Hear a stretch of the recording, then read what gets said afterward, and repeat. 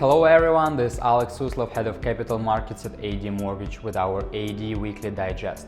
As always, we're here to shed more light on economic events, mortgages and market forecasts. Last week was full of events.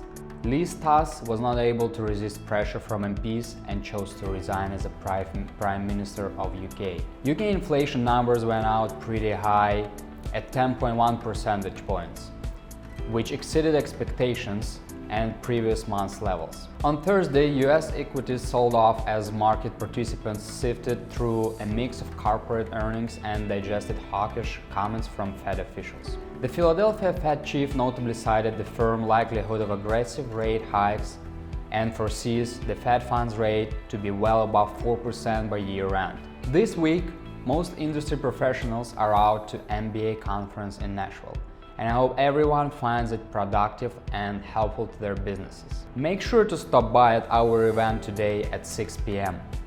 Billy and I would love to chat with everyone. At the end of the week, we will see PCE inflation figures and jobless claims. With this being said, turning it to Billy at this moment to get more details on numbers and further expectations on the market.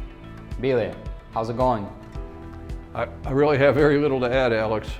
There are always economic reports coming out, but in this current environment, inflation and jobs are all that really matter. And only the weekly jobless claims number fit into either of those categories last week.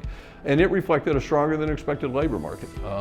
As you mentioned, the last half of this week, we get some reports. We have durable goods, we have preliminary GDP, and the Fed's favorite inflation index, which is the PCE price index. So we could see some fireworks, but we're likely going to be looking at a 4% funds rate in early November with another rate hike to follow in December. So Alex, when we sat down to do the digest a week ago, the 2s and 3s had traded into the 450s, the 5-year had traded to 434, the 10-year had traded to, I think, 408. Yields rose every day last week until Friday morning, at which point the 2s and 3s were in the 460s, the 3s nearly 470. The 5-year reached 450 and the 10-year reached 433. By mid-morning they'd recovered and you had a reversal going, but remains to be seen how important that will be. It's been a one-way street for a while. It won't last forever, but at this point it's a train that you don't want to stand in front of. One developing pattern that I'm monitoring is what I would call a wedge. It would suggest we see one more push to a new high yield across the curve between now and November, probably I'd say a week from now.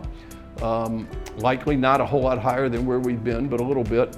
And from there we could see a decent recovery, but again, when the yield curve begins to steepen, it will be the fly in the ointment for any really strong recoveries. I'm reminded of a lyric from a song by an artist that probably everybody knows, but maybe, hopefully most of the people here are a little bit too young to appreciate. But Bob Dylan once wrote, "You don't need a weatherman to know which way the wind blows." I think that's kind of true of interest rates right now. I can't think of a better way to kick it back to you, Alex. Billy, thanks for the overview, it was very helpful. Now let's go back to our meetings. We're all awaiting next week FOMC meeting and PCE numbers. Thanks everyone once again, and make sure to follow us on YouTube channel, like this video and subscribe to Billy's daily market newsletters to stay on top of the capital market event. Thanks everyone, it was Alex Suslov, Head of Capital Markets at AD Mortgage. Stay tuned.